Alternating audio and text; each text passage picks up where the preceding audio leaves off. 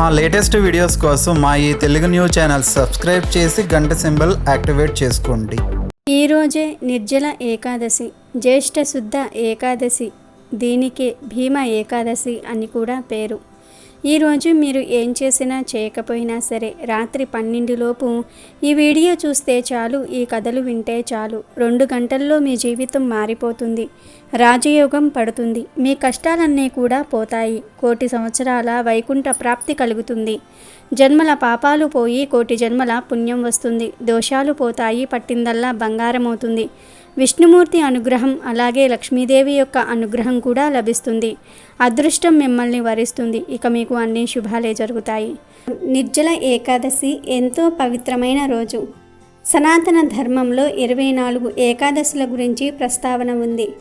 ఎప్పుడైతే అధిక మాసం లేదా మాల మాసం వస్తాయో అప్పటి నుంచి 24కి మరో 2 అదనంగా కలిసి మొత్తం 26 ఏకాదశులు ఏడాదిలో వస్తూ ఉంటాయి. తిథుల ప్రకారం అన్ని ఏకాదశులు ఎంతో శుభప్రదమైనవే. కానీ అన్నిటికంటే ప్రత్యేకమైంది మాత్రం నిర్జల ఏకాదశి. జ్యేష్ఠ శుద్ధ ఏకాదశికే నిర్జల ఏకాదశి అని పేరు. ఈ రోజు ఉపవాసం ఉండి వ్రతమాచరిస్తే 24 ఏకాదశుల్లో ఉపవాసం ఉన్నటువంటి పుణ్యఫలం ఈ ఒక్కరోజే సంప్రాప్తిస్తుంది. ఈ పర్వదినాన నీటిని త్రాగటం పూర్తిగా మానివేస్తారు. అందుకనే దీన్ని నిర్జల ఏకాదశి అని అంటారు. పురాణాల ప్రకారం ఈ రోజును భీమసేన ఏకాదశి అని కూడా అంటారు. ఈ రోజు నీళ్లు కూడా త్రాగకుండా కటిక ఉపవాసం ఉంటే సంవత్సరమంతా అంటే సంవత్సరంలో వచ్చే అన్ని ఏకాదశుల్లో ఉపవాసం ఉన్న ఫలితం వస్తుందని శాస్త్రాలు చెప్తూ ఉన్నాయి. ముందుగా ఈరోజు నిర్జల ఏకాదశిని భీమ ఏకాదశి అని ఎందుకు పిలుస్తారో తెలిపే కథను వింటే చాలు, జన్మల పాపాలు పోతాయి. 1,000,000 జన్మల పుణ్యం వస్తుంది. భీమసేనుడు ఒకసారి మహాముని వ్యాసదేవుణ్ణి ఇలా అడిగాడు. ఓ మహాముని, నా విన్నపం వినండి. నా జ్యేష్ఠ సోదరుడు ధర్మరాజు, తల్లి కుంతీదేవి, సోదరులైన అర్జున, నకుల, సహదేవులు ద్రౌపది ఏకాదశి రోజున ఏదీ తినరు. నేను కూడా ఏకాదశి రోజున ఉపవాసం చేయాలని వారందరూ, ముఖ్యంగా ధర్మరాజు ఎప్పుడూ చెప్తూ ఉంటారు. ఏకాదశి రోజున ఉపవాసం అనేది శాస్త్రాలలో చెప్పబడిందని నాకు తెలిసినప్పటికీ కూడా ఆకలిని నేను భరించలేను. కనుక ఉపవాసం చేయటం నాకు సాధ్యం కాదని నేను వారికి చెప్తూ ఉంటాను. నేను నా శక్తానుసారం దానం ఇవ్వగలను, యథావిధిగా కేశవుడిని అర్చించగలను, కానీ ఉపవాసం మాత్రం చేయలేను. కాబట్టి ఉపవాసం లేకుండా ఏకాదశి ఫలాన్ని నేను ఎట్లా పొందగలనో నాకు ఉపదేశించండి అని అడుగుతాడు. భీమసేనుని పలుకులను వినిన వ్యాసదేవుడు అతనితో, భీమ, నీవు స్వర్గలోకాలకు వెళ్ళాలనుకుంటే నరకలోక వాసాన్ని తప్పించుకోవాలంటే ప్రతి నెల 2 ఏకాదశి దినాలలో తప్పక ఉపవాసం చేయాలి అని అన్నాడు. అప్పుడు భీముడు వ్యాసునితో, మహాముని, ప్రతి సంవత్సరం 24 ఏకాదశి దినాలలో ఉపవాసం చేయటం నాకు అసాధ్యం. ఆకలిని నేను క్షణకాలం కూడా భరించలేను. వృకమనే జఠరాగ్ని నా కడుపులో ఎప్పుడూ ఉంటుంది. కేవలం అతి భోజనం ద్వారానే అది చల్లారుతుంది. అయినా అతి ప్రయత్నంతో నేను సంవత్సరంలో 1 రోజు ఉపవాసం చేయగలను. కాబట్టి పరాలలో శుభాన్ని పొందడానికి నేను ఆచరించగలిగే వ్రతాన్ని నాకు ఉపదేశించండి అని అడిగాడు. దానికి వ్యాసదేవుడు పలుకుతూ, రాజా, వేద నియమాలను గురించి, మానవుల కర్తవ్యాలను గురించి ఇదివరకే నీవు నా నుండి విన్నావు. ఈ కలియుగంలో ప్రతి ఒక్కరూ నియమ నిబంధనలను పాటించలేరు. కాబట్టి మహోన్నత ఫలితాలను సాధించగలిగే ఉద్ధాతమైన పద్ధతిని నేను నీకు చెప్తాను. ఇది సమస్త పురాణ సారం. శుక్ల, కృష్ణ పక్షాల్లో వచ్చే ఏకాదశి దినాలను పాటించేవాడు ఎన్నడూ నరకానికి పోడు అని అన్నాడు. వ్యాసదేవుని మాటలను వినిన పరమ బలశాలి ఏదుడైన భీమసేనుడు భయంతో అశ్వత్థవృక్ష ఆకుల్లాగా వణికిపోయి ఆయనతో, మహాముని, నేనేం చేసేది? సంవత్సరమంతా నెలకు 2 సార్లు పూర్తిగా ఉపవాసం చేయటం నాకు అసాధ్యము. కనుక హే ప్రభు, పరమ పుణ్యమైనట్టి వ్రతాన్ని, దానిని అనుసరించటం ద్వారా నేను అనేక ఫలితాలను పొందే పద్ధతిని దయతో నాకు ఉపదేశించండి అని అన్నాడు. భీముని మాటలకు బదులుగా వ్యాసదేవుడు ఇలా అన్నాడు. భీమా, భయపడకు. జ్యేష్ఠ మాసం శుక్లపక్షంలో సూర్యుడు వృషభ రాశిలో కానీ మిథున రాశిలో కానీ ఉన్నప్పుడు వచ్చే ఏకాదశి పేరు నిర్జల ఏకాదశి. ఆ ఏకాదశి రోజు మనిషి పూర్తి ఉపవాసాన్ని పాటించాలి. మంచినీళ్ళైనా త్రాగరాదు. ఆ రోజు ఆచమనం చేసినప్పుడు ఆవగింజ లేదా బంగారు కణిక ముని గంటంత జలంతో మాత్రమే ఆ కార్యాన్ని పూర్తి చేయాలి. అంత స్వల్ప జలాన్ని అరచేతిలో వేసుకొని గోకర్ణాన్ని తాకే విధంగా దానిని పట్టుకోవాలి. అంతకంటే ఎక్కువ కానీ తక్కువ కానీ జలాన్ని త్రాగితే అది సూరాపానంతో సమానమవుతుంది. ఆ ఏకాదశి రోజు ఏదీ తినకూడదు, లేకపోతే వ్రత భంగమవుతుంది. ద్వాదశి రోజు సూర్యోదయం వరకు మంచినీళ్ళైనా త్రాగకూడదు. మనిషి ఈ విధంగా ఈ ఏకాదశిని నిర్జలంగా పాటిస్తే సంవత్సరంలోని అన్ని ఏకాదశులను పాటించిన ఫలితాన్ని పొందగలుగుతాడు. ద్వాదశి రోజు తెల్లవారుజామున అతడు స్నానం చేసి బంగారాన్ని జలాన్ని బ్రాహ్మణులకు దానం ఇవ్వాలి. ఆ తరువాత అతడు బ్రాహ్మణులతో కలిసి ఆనందంగా భోజనం చేయవచ్చును. భీమసేన, ఈ ఏకాదశిని పాటించటం ద్వారా వచ్చే పుణ్యాన్ని ఇప్పుడు విను. ఈ ఏకాదశిని పాటించటం ద్వారా సంవత్సరంలోని అన్ని ఏకాదశులను పాటించిన ఫలం దక్కుతుంది. శంఖచక్ర గద పద్మధారి అయిన విష్ణు భగవానుడు ఒక్కసారి నాతో పలుకుతూ, సర్వధర్మాలను విడిచి నాకు శరణాగతుడై ఈ నిర్జల ఏకాదశిని పాటించే వ్యక్తి నాకు అత్యంత ప్రియమైనవాడు. అతడు నిశ్చయంగా సకల పాప విముక్తుడవుతాడు. స్నానం చేయటం ద్వారా ఎవ్వరునూ పరమగతిని పొందలేరు. స్మార్థ విధిని అనుసరించటం ద్వారా ఎట్టి లాభాన్ని పొందలేరు. నిజానికి దూషితమైన కలియుగంలో వేదిక ధర్మ నియమాలు లుప్తమై ఉంటాయి అని అన్నాడు. వాయునందన, ఇంతకన్నా నీకు చెప్పేదేమున్నది? ఏకాదశి రోజులలో భోజనం నిషేధించబడింది. నిర్జల ఏకాదశి రోజు జలపానం కూడా నిషేధించబడినది. ఈ ఏకాదశిని పాటించటం ద్వారా మనిషి సకల తీర్థక్షేత్ర దర్శన పుణ్యాన్ని పొందుతాడు. అటువంటి వ్యక్తికి మరణ సమయంలో భీకర అకారులైన యమదూతలు కనబడరు. దివ్య రూపధారులైన విష్ణుదూతలు వచ్చి అతనిని విష్ణులోకానికి తీసుకుని పోతారు. ఈ ఏకాదశి వ్రతం తర్వాత జలాన్ని, గోవులను దానం చేసేవాడు సకల పాప విముక్తుడవుతాడు అని వ్యాసుడు భీమునికి చెప్పాడు. ఆ రోజు నుండి భీమసేనుడు నిర్జల ఏకాదశిని పాటించటం ఆరంభించాడు. అందువలనే ఇది పాండవ నిర్జల ఏకాదశి లేదా భీమసేన ఏకాదశి అని ప్రసిద్ధి చెందింది. అలాగే ఈ ఏకాదశి రోజు దేవుడు ఎక్కడ ఉంటాడు, ఏం చేస్తాడో తెలిపే పురాణ కథను వింటే చాలు మీ జీవితం మారిపోతుంది, రాజయోగం పడుతుంది. పూర్వం ఓ దేశాన్ని పాలించే రాజు ఉండేవాడు. అతని మనసులో ముఖ్యంగా 3 అర్థం కాని ప్రశ్నలు మెదడును తొలుస్తూ ఉన్నాయి. అవి: 1, దేవుడు ఏ వైపు చూస్తూ ఉంటాడు? 2వది, దేవుడు ఎక్కడ ఉంటాడు? 3వది, దేవుడు ఏం చేస్తాడు? ఈ ప్రశ్నలకు ఎన్నో మార్లు ఎంత యోచించినా సరైన సమాధానం దొరకలేదు. రాజు తన ఆస్థానంలో ఓ రోజు సమావేశమై పండితులను, శాస్త్రకారులను, మేధావులను ఆహ్వానించాడు. తాను 3 ప్రశ్నలు వేస్తానని, వాటికి జవాబులు చెప్పడానికి ముందుకు వచ్చి సరైన సమాధానం చెప్పిన వారికి గొప్ప బహుమతి లభిస్తుందని చెప్తాడు. సరైన సమాధానం చెప్పకపోతే కారాగారం పాలు చేస్తానని చెప్తాడు. దాంతో భయపడి ఎవ్వరూ కూడా ముందుకు రాలేదు. ఈ విషయం దేశమంతా చాటింపబడింది. ఓ చిన్న గ్రామం నుండి పశువుల కాపరి ఒక ఆయన ముందుకు వచ్చాడు. రాజస్థానం చేరుకున్నాడు. రాజ్యసభలో ఎందరో మేధావులు, శాస్త్ర పండితులు కూర్చొనున్నారు.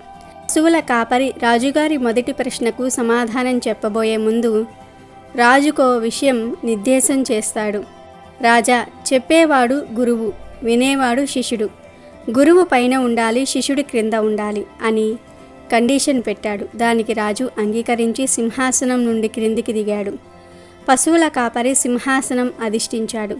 అప్పుడు మహారాజా, ఇప్పుడు అడగండి 3 ప్రశ్నలు అన్నాడు పశువుల కాపరి. దానికి రాజు, మొదటి ప్రశ్న, దేవుడు ఏ వైపు చూస్తూ ఉంటాడు? దీనికి జవాబు చెప్పండి అన్నాడు.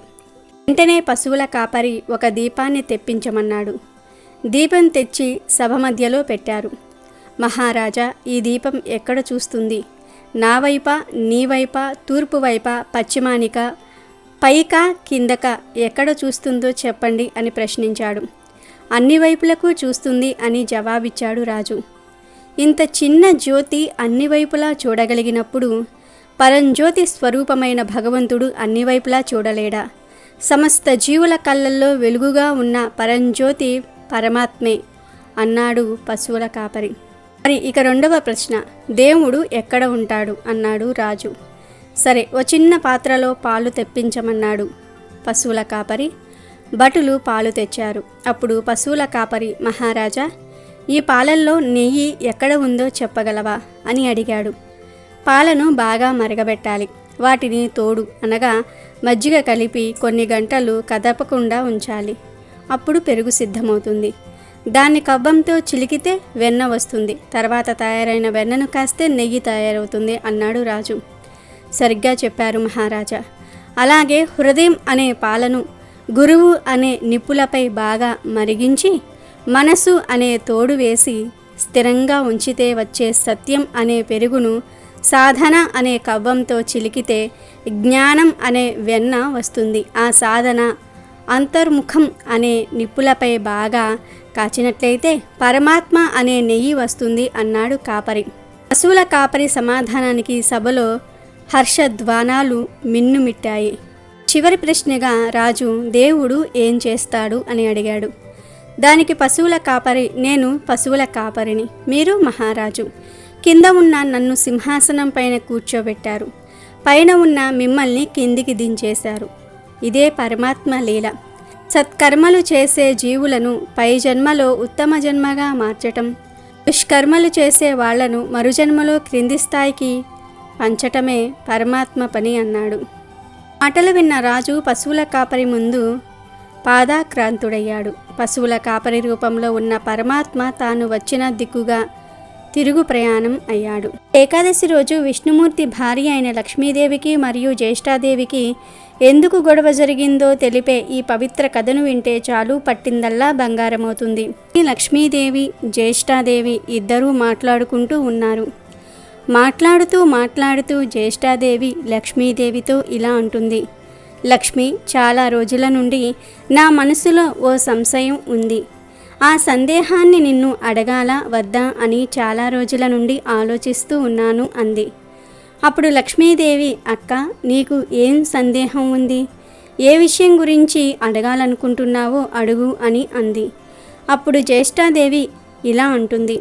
లక్ష్మి, మనమిద్దరము అందంలో సమానంగా ఉంటాము. కానీ జనాలు నిన్నే ఎందుకు ఎక్కువ ప్రేమిస్తూ ఉన్నారు, ఆదరిస్తూ ఉన్నారు?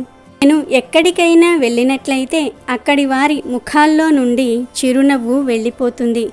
అందరి ముఖాల్లో నిరాశే కనిపిస్తుంది. నన్ను దరిద్ర దేవత అని అంటారు. నేను ఎవరి ఇంటికి రాకూడదని అందరూ కోరుకుంటూ ఉంటారు. ఎవరు నన్ను ఆదరించట్లేదు, ప్రేమించట్లేదు. మనమిద్దరము అక్కా చెల్లెళ్ళము, మరి ప్రజలు మన ఇద్దరినీ ఒకేలాగా ఎందుకు చూడట్లేదు అని అడుగుతుంది. అప్పుడు లక్ష్మీదేవి ఇలా అంటుంది. అక్క, గౌరవ మర్యాదలు అనేవి అందంగా ఉంటే లభించవు. ఆదరించబడాలంటే మంచి కర్మలు చేయాలి. ఈ ప్రపంచంలో మనుషులు ఎవ్వరినీ ఊరకే గౌరవించరు. ఎవరైతే మంచి కర్మలు చేస్తారో వారినే గౌరవిస్తారు. మనం జనాల హితం కోసం పనిచేసినట్లయితే, దాని వలన వారికి మంచి జరుగుతున్నట్లయితే ఖచ్చితంగా జనాలు మనల్ని ఆదరిస్తారు. అందుకే ప్రజలు నన్ను గౌరవిస్తున్నారు. నేను ఎప్పుడు ఎవరి ఇంట్లోకి వెళ్ళినా వారికి సుఖము సంపదలు ఇస్తున్నాను. వారి ఇంటిని ధనధాన్యాలతో నింపుతున్నాను. నేను వారికి మంచి చేస్తున్నాను కనుక వారు నన్ను ప్రేమిస్తూ ఉన్నారు. కానీ నీ స్వభావం భిన్నమైనది. నువ్వు ఎవరి ఇంట్లో అడుగు పెడితే వారి ఇంట్లో సుఖ సంతోషాలనేవే ఉండవు. పేదవారిగా మారిపోతారు. అనారోగ్యాల బారిన పడతారు. గొడవలు పడతారు. వారి జీవితం దుఃఖంతో నిండిపోతుంది. అందుకే ప్రజలు నిన్ను చూస్తేనే భయపడిపోతారు. నిన్ను అందుకే ఎవ్వరూ ఆదరించటం లేదు. నిన్ను జనాలు ఆదరించాలంటే జనాల కోసం నువ్వు పనిచెయ్యి. నీ సేవ సహాయాలతో వారి మనసును గెలుచుకో అని చెప్పింది. లక్ష్మీదేవి చెప్పిన మాటలు జ్యేష్ఠాదేవికి అస్సలు నచ్చలేదు. అప్పుడు ఆమె మనసులో ఈ లక్ష్మీదేవిని అందరూ గౌరవించటంతో గర్వం పెరిగినట్టుంది. మొత్తం ప్రపంచాన్ని నేనే సంతోషంగా ఉంచుతున్నాను. నేను లేకపోతే ఈ ప్రపంచం ఉండదు అని మనసులో అనుకుంటుంది. లక్ష్మీదేవి మాటలు జ్యేష్ఠాదేవికి అస్సలు నచ్చవు. అప్పుడు జ్యేష్ఠాదేవి లక్ష్మితో, ఓ చెల్లి, నువ్వు నాకన్నా గొప్పదానివని భావిస్తున్నావేమో. నేనే నీకన్నా గొప్పదానిని. నువ్వు నాకంటే వయసులో పెద్దదానివి కాదు, జ్ఞానంలో కూడా పెద్దదానివి కాదు, శక్తిలో కూడా పెద్దదానివి కాదు, అందంలో కూడా నాకన్నా గొప్పదానివి కాదు. కానీ నువ్వు నాకు ఉపదేశాలు చెప్తున్నావు. నువ్వు నీ శక్తిని చూసుకొని బాగా గర్వపడుతున్నావు. నీ గర్వం తగ్గాలంటే మన ఇద్దరిలో ఎవరు గొప్పో తెలుసుకుందాము. నీకు బాగా అహంకారం పెరిగింది. నువ్వు ఎవరిని కావాలంటే వారిని కోటీశ్వరులను చేయగలవని అహంకారం. నా దగ్గర కూడా శక్తి ఉంది. నేను ఎంత కోటీశ్వరులను అయినా సరే బిచ్చగాడిని చేయగలను అంది జ్యేష్ఠాదేవి. జ్యేష్ఠాదేవి మాటలకు లక్ష్మీదేవి నవ్వుకుని, అక్క, నువ్వు ఏమైనా చెయ్యి గాని నువ్వు నాకన్నా గొప్పదానివైతే కాలేవు అంటుంది. దానికి సమాధానంగా జ్యేష్ఠాదేవి, ఓ లక్ష్మి, నన్ను తక్కువ అంచనా వెయ్యకు. నా శక్తి నీకంటే తక్కువేమీ కాదు. నువ్వు ఎవరినైతే కోటీశ్వరులను చేస్తావో నేను వారిని బిచ్చగాడిగా మార్చగలను. నీకు నా శక్తి గురించి తెలియదు. నువ్వు ఒకరిని రాజుగా చేస్తే ఆ రాజు ఒక బియ్యం గింజ కోసం అడుక్కునే స్థితికి నేను తీసుకురాగలను అంటుంది. అప్పుడు లక్ష్మీదేవి, అక్క, నువ్వు ఎవరిని అనుకుంటే వారిని పేదవారిగా చేయగలవు, కానీ నా కృప ఉన్నవారిని నువ్వు ఏమీ చేయలేవు. నీ శక్తిపై నీకు అంత నమ్మకం ఉంటే నువ్వు చేసే పని నువ్వు చెయ్యి అంది. అలా ఇద్దరి మధ్య పంతం పెరిగిపోయింది. మరుసటి రోజు లక్ష్మీదేవి జ్యేష్ఠాదేవి కలిసి ఒక ఊరిలోని బ్రాహ్మణుడి దగ్గరకు వెళ్ళారు. ఆ బ్రాహ్మణుడు ప్రతిరోజు ఒక గుడిలో లక్ష్మీదేవికి పూజలు చేస్తూ ఉండేవాడు. అతను లక్ష్మీదేవికి పరమ భక్తుడు. ఆ బ్రాహ్మణుడిపై లక్ష్మీదేవి జ్యేష్ఠాదేవి వారి వారి ప్రభావాలను, శక్తిని చూపించాలని అనుకుంటారు. ఆ బ్రాహ్మణుడిపై నా శక్తిని ప్రయోగిస్తున్నాను. ఆ బ్రాహ్మణుడు ఒక్క బియ్యం గింజ కోసం కూడా వెతుక్కునేలాగా పేదవాడిగా మార్చేస్తాను. నా శక్తి తెలుసుకుని నువ్వు సిగ్గుతో తల వంచుకునేలాగా చేస్తాను అని జ్యేష్ఠాదేవి లక్ష్మీదేవితో అంటుంది. లక్ష్మీదేవి అక్క మాటలు విని నవ్వుకుని ఊరుకుంటుంది. మరుసటి రోజు ఇద్దరూ కలిసి బ్రాహ్మణుడు పూజలు చేసే గుడికి వెళ్ళారు. లక్ష్మీదేవి జ్యేష్ఠాదేవి ఇద్దరూ సాధారణ స్త్రీల్లాగా వేషాలు మార్చుకుని ఆ గుడికి వెళ్ళి కూర్చున్నారు. గుడిలోకి భక్తులు వస్తూ ఉన్నారు, వెళ్తూ ఉన్నారు. బ్రాహ్మణుడు గుడికి వచ్చి పూజలు చేసి తిరిగి వెళ్ళిపోవడానికి సిద్ధమయ్యాడు.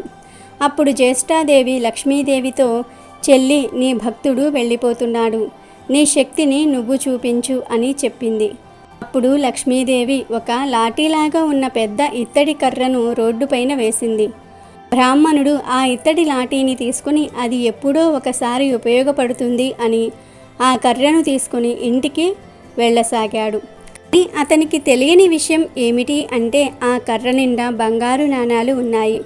ఇలా బ్రాహ్మణుడు లాఠీ తీసుకుని వెళ్తూ ఉండగా దారిలో ఒక పిల్లవాడు ఆ లాఠీని చూసి బ్రాహ్మణుని దానిని తనకు ఇవ్వమని అడిగాడు. వద్దు, 1 రూపాయి ఇస్తాను, ఈ ఇత్తడి లాఠీని నాకు ఇవ్వండి అంటాడు. అప్పుడు బ్రాహ్మణుడు, ఈ లాఠీని నేనేమీ కొనలేదు కదా అనుకొని 1 రూపాయి తీసుకొని ఆ కర్రను పిల్లవాడికి ఇచ్చేస్తాడు. ఆ కర్రకు రూపాయి వచ్చినందుకు తను చాలా సంతోషించాడు. ఇదంతా చూస్తున్న జ్యేష్ఠాదేవి లక్ష్మీదేవితో, చూసావా నా ప్రభావాన్ని, నువ్వు ఆ బ్రాహ్మణుణ్ణి ధనవంతుణ్ణి చేద్దాం అని అతనికి బంగారంతో నిండి ఉన్న ఇత్తడి లాఠీని ఇచ్చావు. కానీ నా ప్రభావం వలన ఆ బంగారం కర్రను 1 రూపాయితో అమ్మేశాడు. నీ భక్తుడికి 1 రూపాయే లభించింది.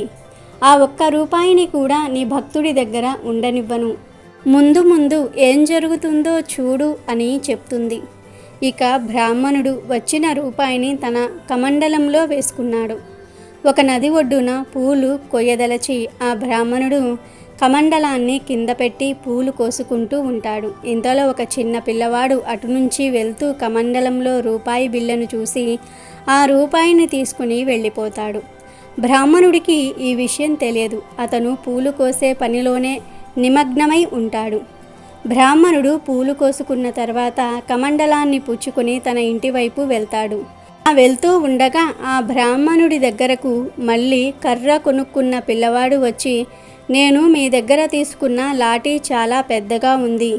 మా తాతగారు ఈ పెద్ద లాఠీ వద్దు, చిన్న లాఠీ కొనుక్కోమని చెప్పారు. కాబట్టి మీరు ఈ లాఠీని తీసుకోండి, నేను బజారుకు వెళ్ళి ఇంకొక లాఠీని తెచ్చుకుంటాను అని అంటాడు.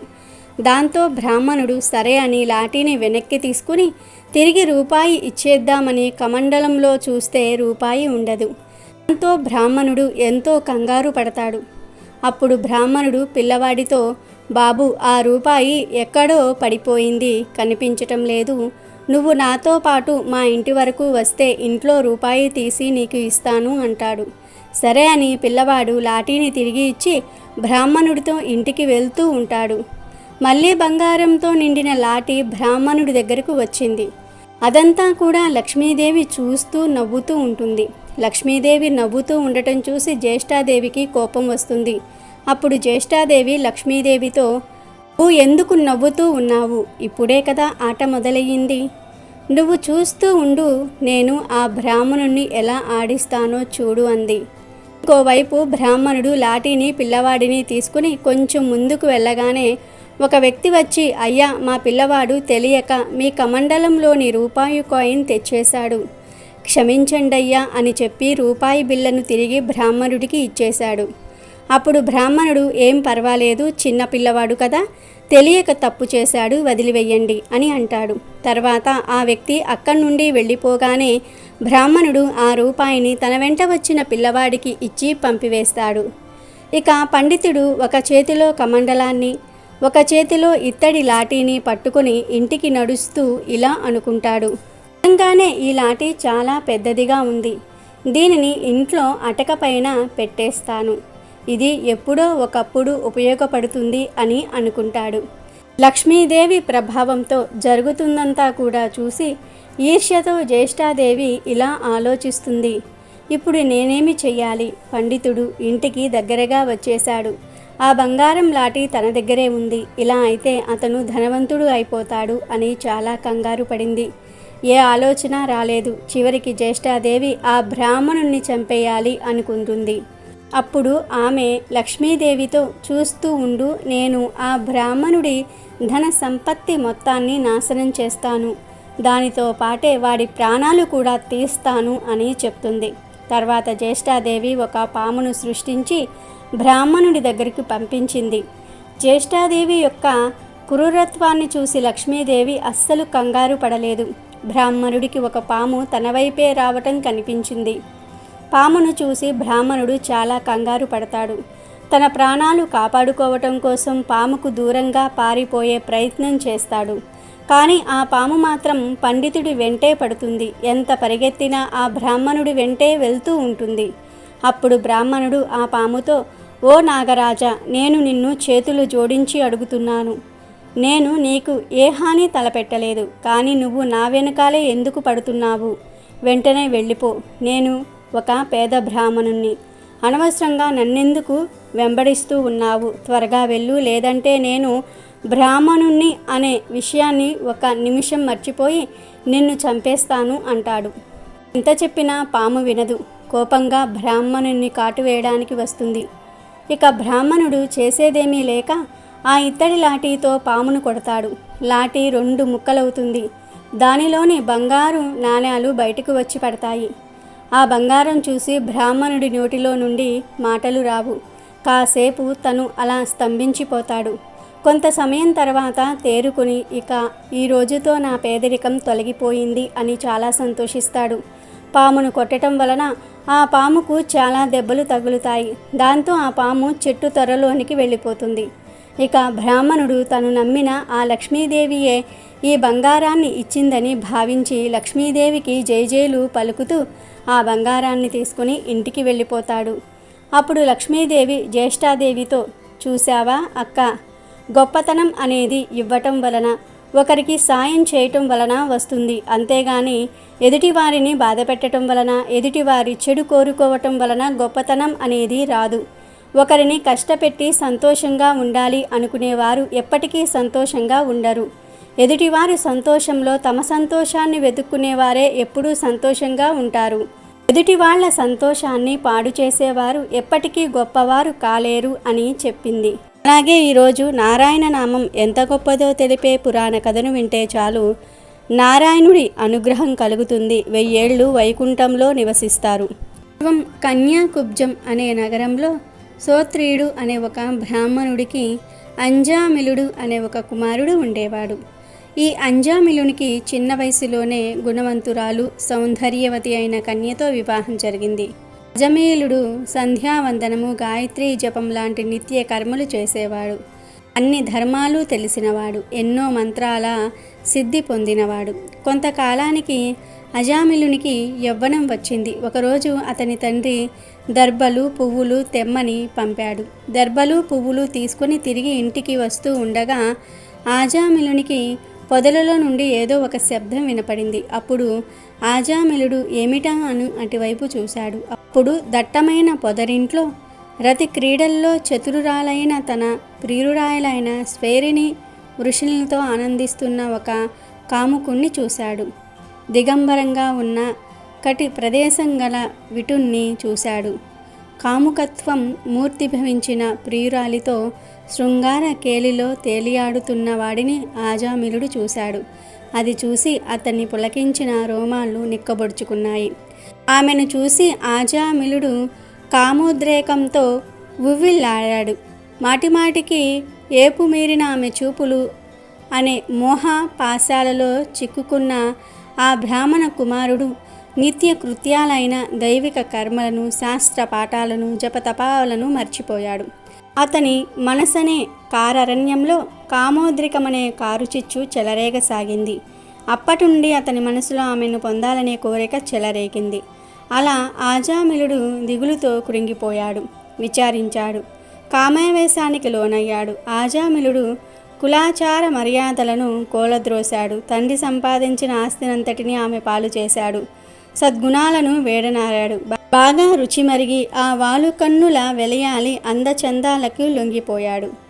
సుగుణవతి సౌందర్యవతి అయిన తన భార్యను ఇష్టపడక నీచుడై తెలివి తక్కువ తనంతో ఆ వెలయాలి ఇంటికి వెళ్ళసాగాడు. బంధువులను తిట్టి సజ్జనులను బాధించి దిక్కులేని దీనులను చిక్కుల పాలు చేసి దారులు కొట్టి దోచుకోవటంలో దిట్టగా మారి నిందలను లెక్క చేయకుండా జీవింపసాగాడు. ఈ విధంగా చాలా కాలం ఆజామిలుడు భ్రష్టాచారుడై ఆ వేశ్య కుటుంబాన్ని పోషిస్తూ ఆమెనే భార్యగా భావిస్తూ చెడు మార్గంలో ప్రవర్తింపసాగాడు.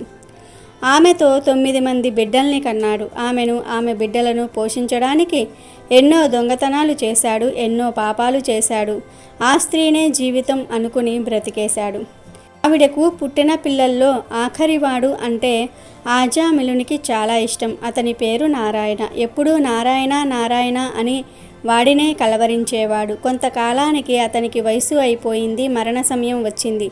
ఒకరోజు చూడడానికి భయంకరంగా ఉన్న యమదూతలు అదృశ్య రూపంలో ఇతని ప్రాణాలను తీసుకుని పోవడానికి వచ్చారు. ప్రాణం పోయేవాడికి వాడి ఆఖరి క్షణాలలో మాత్రమే యమదూతలు కనబడతారు. యమదూతలు అతనిపై పాశాన్ని వేశారు. వారిని చూసి భయంతో నోటిలో సరిగ్గా మాట రావటం లేదు ఆజామిలునికి. అతి కష్టంతో దూరంగా ఆడుకుంటున్న అతనికి ఇష్టమైన చిన్న కొడుకుని పిలవడానికి నారాయణ అని గొనిగాడు. 9 విష్ణుదూతలు వచ్చి ఆ యమదూతలు వేసిన పాశాన్ని కత్తిరించారు. అతనికి పోతున్న ఊపిరి కాస్త నిలబడింది.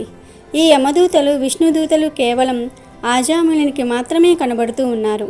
వారి మాటలను వింటున్నాడు ఆజామిలుడు. అప్పుడు యమదూతలు విష్ణుదూతలతో, మీరు ఎవరు? మా పనికి ఎందుకు ఆటంకం కలిగిస్తున్నారు? ఇతను జీవితంలో ఎన్నో ఘోర పాపాలు చేశాడు. వీడిని మేము నరకానికి తీసుకుని వెళ్ళి శిక్షలు విధిస్తాము అని అన్నారు.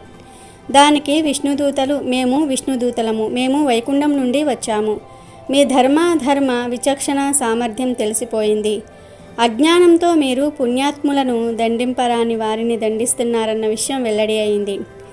దూతలారా, ఇతడు మరణ సమయంలో అమృతమయమైన అక్షరాలతో కూడిన భగవంతుని పుణ్యనామాన్ని స్వీకరించటం వలన 1,000,000 కంటే ఎక్కువ జన్మలలో చేసిన పాపాలన్నిటినీ కూడా పోగొట్టుకున్నాడు. హరినామ కీర్తనలు, ముక్తికాంత ఏకాంత మోహన విహారాలు, సత్యలోక నివాసాన్ని ప్రసాదించే ఆనంద సౌభాగ్య విలాసాలు ఇతడు నారాయణ అని పిలిచినప్పుడు ఇతని మనస్సు కుమారుని మీద ై ఉన్నదని మీరు అనుకోవద్దు. భగవంతుని పేరును ఏ విధంగా పలికినా శ్రీహరి రక్షకుడే అందులోనే ఉంటాడు. కుమారుని పేరు పెట్టి పిలిచిన విశ్రాంతి వేళల్లో అయినా, ఆటలో అయినా, పరిహాసంగా అయినా, పద్య వచన గీత భావార్థాలతో అయినా నారాయణ్ణి స్మరిస్తే పాపాలు తొలగిపోతాయి. ఆ ప్రాయశ్చిత్తాల వల్ల ఆ పాపాలు తాత్కాలికంగా ఉపశమిస్తాయి తప్ప పూర్తిగా పరిహారం కావు. అంత్యకాలంలో ధైర్యం సన్నగిల్లినప్పుడు పూర్వజన్మ పుణ్య విశేషం ఉంటేనే కానీ కేశవుడు మనస్సుకు తోచడు. శ్రీహరి నామమనే అమృతాన్ని ఈ ఆజామిలుడు ప్రత్యక్షంగా సేవించాడు.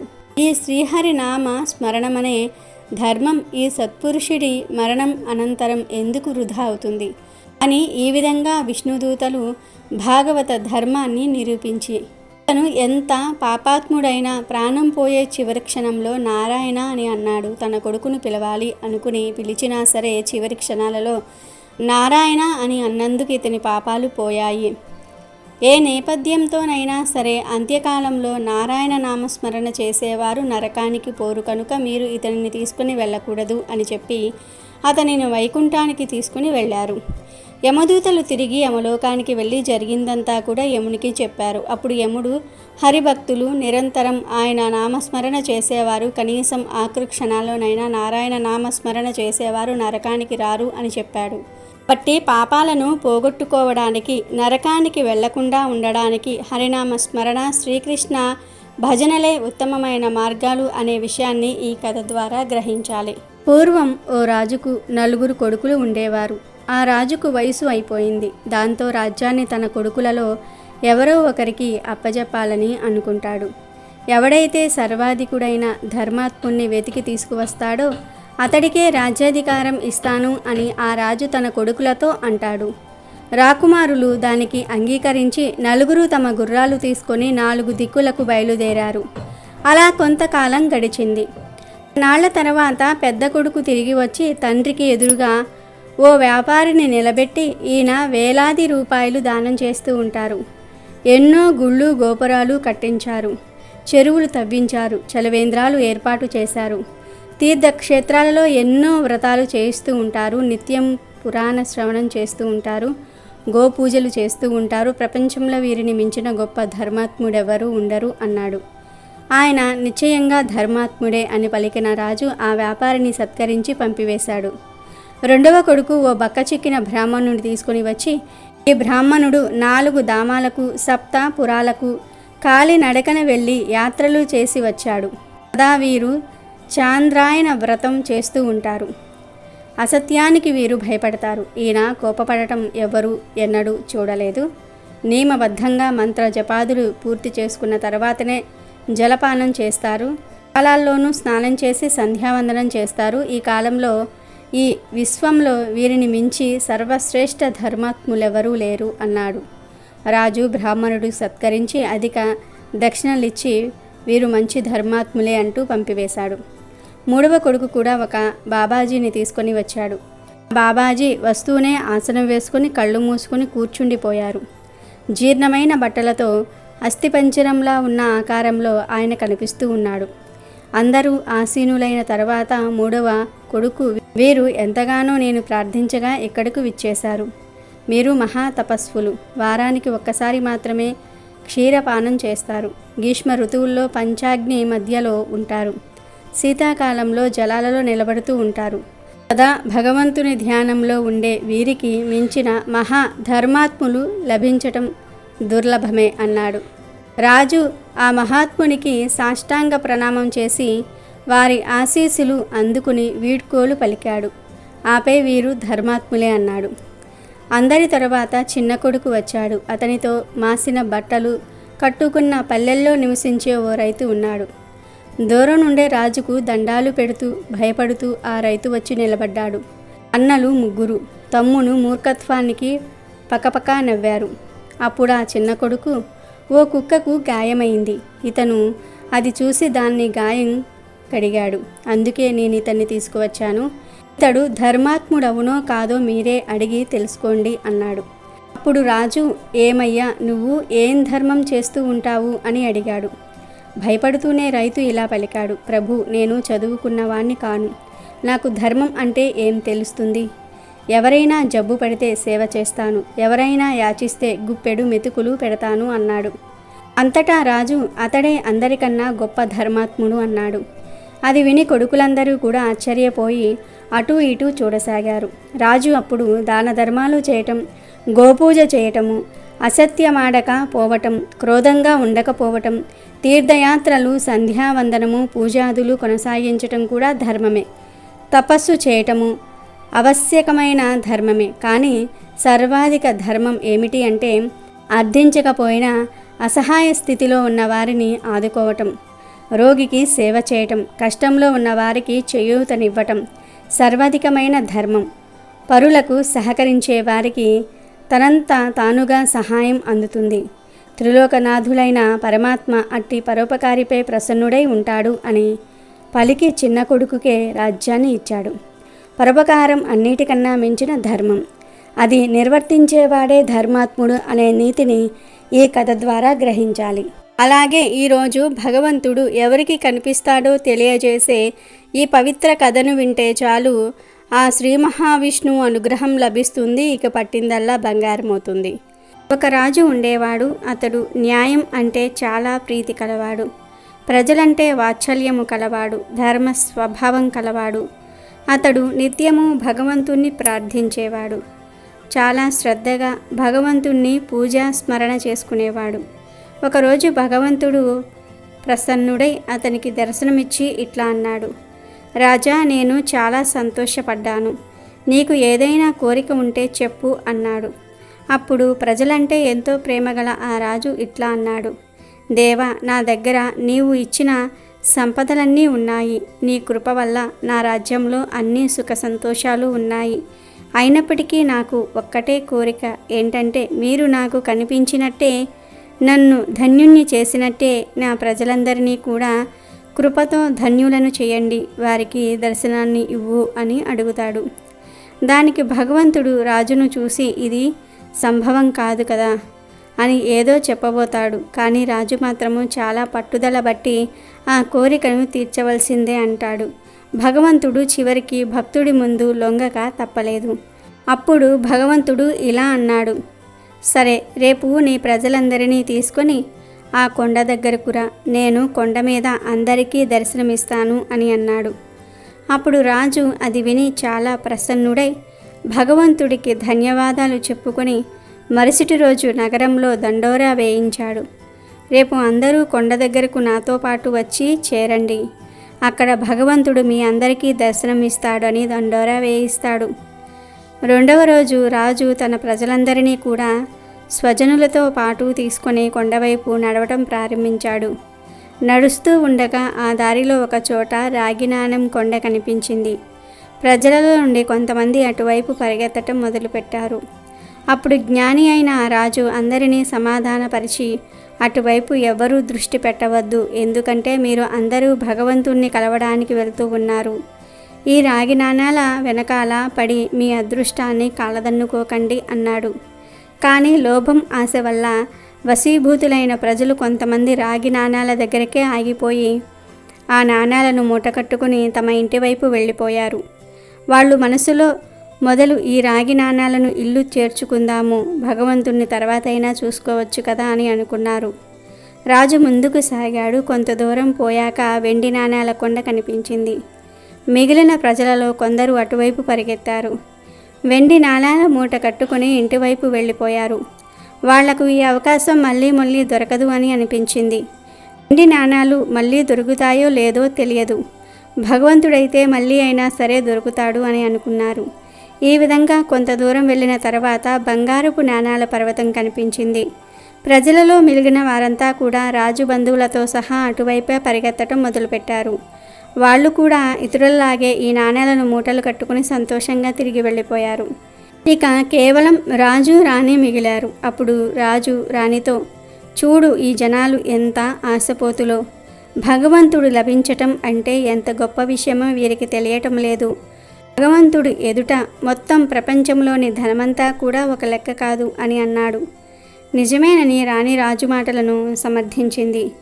వారిద్దరూ ముందుకు సాగారు. కొంత దూరం వెళ్ళాక రాణికి రాజుకు 7 రంగులలో మెరుస్తూ వజ్రాల పర్వతం కనిపించింది.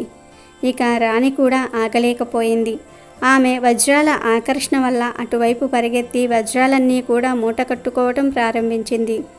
అది చూసి రాజు ఎంతో బాధపడ్డాడు. మనస్సు విరక్తి చెంది చాలా బరువైన మనస్సుతో ఒక్కడే ఒంటరిగా ముందుకు సాగాడు. నిజంగా అక్కడ భగవంతుడు నిలబడి ఉన్నాడు. రాజును చూస్తూనే భగవంతుడు చిరునవ్వుతో, ఎక్కడ ఉన్నారు నీ ప్రజలు, నీ బంధువులు? నేను ఎప్పటినుంచో ఇక్కడే నిలబడి వారి కోసం ఎంతో ఆతృతతో ఎదురు చూస్తూ ఉన్నాను అని అడిగాడు. అప్పుడు రాజు చాలా సిగ్గుతో తన తల దించుకున్నాడు. అప్పుడు భగవంతుడు రాజుకు ఈ విధంగా వివరించాడు. ఓ రాజా, ఎవరు తమ జీవితంలో భౌతిక సాంసారిక లాభాలను నాకంటే ఎక్కువ అని భావిస్తారో వారికి ఎప్పటికీ నేను లభించను. వారు నా స్నేహాన్ని కానీ కృపని కానీ ఎప్పటికీ పొందలేరు అని చెప్తాడు. కాబట్టి ఎవరైతే తమ మనస్సు, బుద్ధి, అంతరాత్మతో భగవంతుణ్ణి శరణు పెడతారో, ఎవరు లౌకిక మోహాలను అన్నిటినీ విడిచి పరమేశ్వరుని తన సొంతం చేసుకుంటారో వారు అన్ని కర్మల నుండి విముక్తులై మోక్షాన్ని పొందుతారు.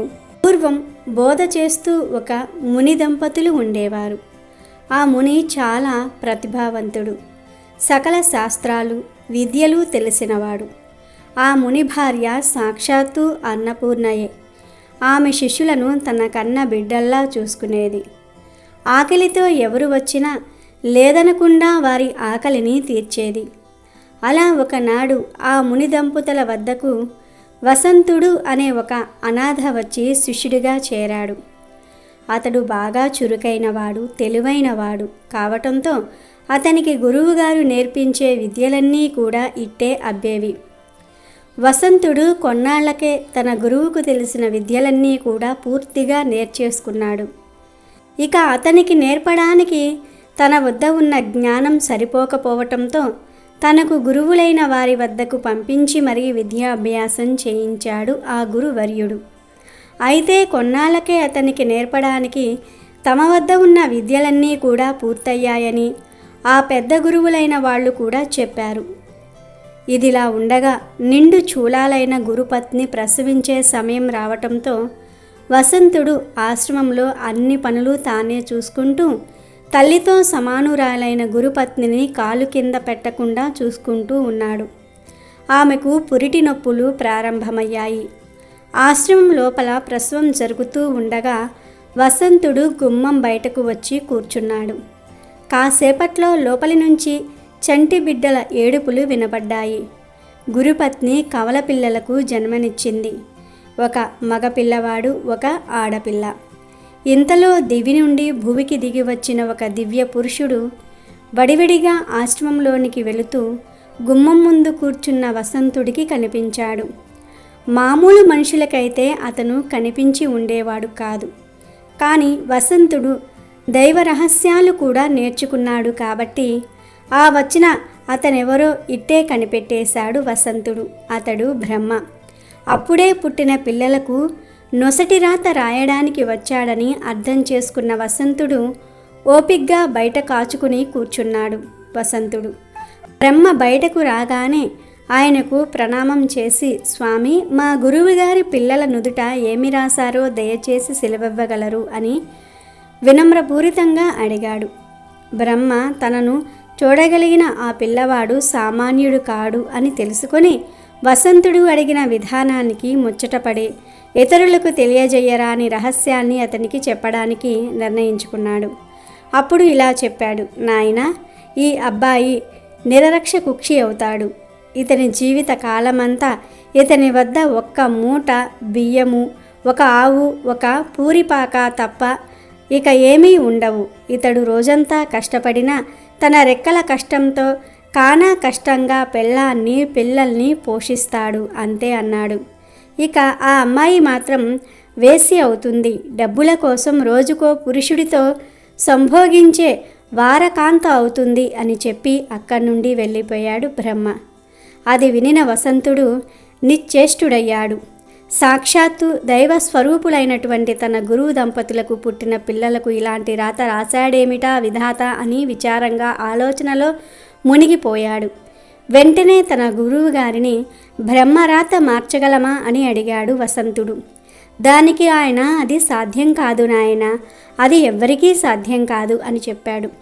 పిల్లలు పెద్దవాళ్ళయ్యే కొద్దీ వాళ్ళ రాత నిజమవటం వసంతుడికి కనిపించసాగింది.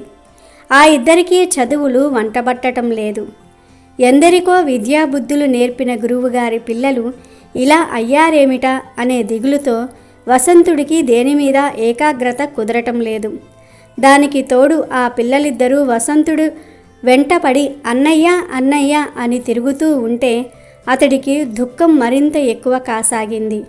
ఒకరోజు గురువుగారితో చెప్పి ఆయన అనుమతి పొంది దేశం చుట్టి రావడానికి బయలుదేరి వెళ్ళాడు. ఎన్నో చోట్లకు వెళ్ళి ఎందరో పండితులను కలిశాడు. వారందరినీ వసంతుడు ప్రశ్నించాడు. బ్రహ్మ రాసిన రాతను మార్చగలమా? దానికి వసంతుడికి అందరూ చెప్పిన సమాధానం, బ్రహ్మ రాత మార్చటం అసాధ్యం, అది ఎవరి తరమూ కాదు అని. అలా అక్కడా ఇక్కడా తిరుగుతూ తన అన్వేషణను కొనసాగిస్తూ 20 సంవత్సరాలకు పైగా గడిపేశాడు. అప్పటికి గురువుగారి పిల్లలకు 25 ఏళ్ళు వచ్చాయి. వసంతుడికి వాళ్ళు ఎలా ఉన్నారో చూడాలనిపించసాగింది.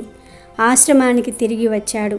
అప్పుడు అక్కడి పరిస్థితి, గురువుగారి కుమారుడి పేరు శంకరుడు అని, ఆ ఊరిలోనే కూలి పని చేస్తున్నాడని, గురువుగారి కుమార్తె పేరు వసంత సేన అని, దగ్గరలోని ఒక పట్టణంలో వ్యభిచార వృత్తిలో ఉన్నదని తెలుసుకున్నాడు. తనకు పుట్టిన పిల్లల దుస్థితి చూసి దిగులుతో మంచం పట్టి గురుపత్నులు మరణించారని కూడా వసంతుడు తెలుసుకున్నాడు. వసంతుడు బాగా ఆలోచించాడు. ముందు శంకరుని వెతుక్కుంటూ వెళ్ళాడు. వసంతుడిని చూడగానే అన్నయ్య అంటూ బావురుమన్నాడు శంకరుడు. చిన్న పూరిపాక, చిరిగిపోయిన దుస్తుల్లో భార్య, ఒక కొడుకు, ఇంట్లో ఎటు చూసినా విలయతాండవం చేస్తున్న కటిక దారిద్ర్యం. ఇది శంకరుడి దుస్థితి. తమ్ముడు, నువ్వు బాధపడకు, ఇప్పట్నుండి నేను చెప్పినట్లు చెయ్యి అన్నాడు వసంతుడు. దానికి శంకరుడు, సరే అన్నయ్య, ఇక నుండి నువ్వు ఎలా చెప్తే అలానే చేస్తాను అన్నాడు శంకరుడు. ముందు ఆ ఆవును తోలుకుని పట్టణానికి వెళ్దాం పదా అన్నాడు వసంతుడు. ఏమీ మాట్లాడకుండా ఆవును తోలుకుని వసంతుడిని అనుసరించాడు శంకరుడు. ఇద్దరు నేరుగా పట్నంలోని సంత దగ్గరకు వెళ్ళారు. అక్కడ ఒక దళారి దగ్గరకు వెళ్ళి ఆ ఆవును ఎంతకు కొంటావు అని అడిగాడు వసంతుడు. తర్వాత అతను చెప్పిన ధరకు అమ్మేశాడు వసంతుడు. శంకరుడికి ఏమీ అర్థం కాకపోయినా వసంతుడికి ఎదురు చెప్పలేదు. ఆవును అమ్మగా వచ్చిన డబ్బుతో వంటకు అవసరమైన సరుకులను, శంకరుడి భార్యకు, పిల్లలకు కొత్త బట్టలు కొన్నారు. తిరిగి గ్రామానికి బయలుదేరారు. ఇంటికి రాగానే ఆ సరుకులతో వంట చేయించాడు వసంతుడు. శంకరుడి భార్య, పిల్లలు ఆవురావురమని తిని ఆకలి తీర్చుకున్నారు. తర్వాత వసంతుడు శంకరుడితో, తమ్ముడు, అన్నదానం చేద్దాం, ఆకలితో ఎవరు వచ్చినా లేదనకుండా వడ్డించు అని చెప్పాడు. శంకరుడు మారు మాట్లాడకుండా అలాగే చేశాడు. కానీ శంకరుడు ఆ రోజు రాత్రి వసంతుడితో, అన్నయ్య, ఇంతవరకు ఆ ఆవు ఉంది కదా అన్న ధైర్యం నాకు ఉండేది. ఇప్పుడు ఉన్న ఆ ఒక్క ఆధారం కూడా పోయింది. దాన్ని అమ్మగా వచ్చిన ధనం కూడా అన్నదానానికి ఖర్చయిపోయింది. తెల్లవారితే ఎలా గడపాలో అని భయంగా ఉంది అని అన్నాడు. దానికి వసంతుడు, తమ్ముడు, నువ్వేమీ ఆలోచించకుండా సుఖంగా నిద్రపో, ప్రొద్దునకంతా కూడా సర్దుకుంటుంది అని ధైర్యం చెప్పాడు. ప్రొద్దున్నే లేచి తలుపు తెరిచి బయటికి వచ్చి చూసిన శంకరుడి ఆశ్చర్యానికి అంతు లేకుండా పోయింది. శంకరుడి ఇంటి ముందు ఒక ఆవు నిలబడి ఉంది.